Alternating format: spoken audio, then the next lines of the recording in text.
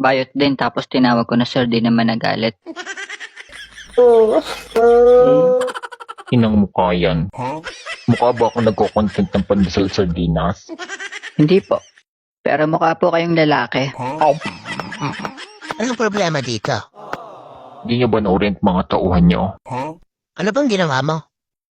Di niya alam kung sino ba dapat ang tinatawag na ma'am or sir. I'm sorry ka. Ba't mo kasi tinawag na ma'am to si Tekla? Eh kunwaring bading lang naman yan. Hindi nga ako si Tekla. Sir, meron din po kasing bayot doon na tinawag kong sir, di naman po siya nagalit. Sir naman ata talaga yan. Balbas pala mukha ng barubado. Yan yung tipong nakasalubong mo lang. Batukan ka bigla eh.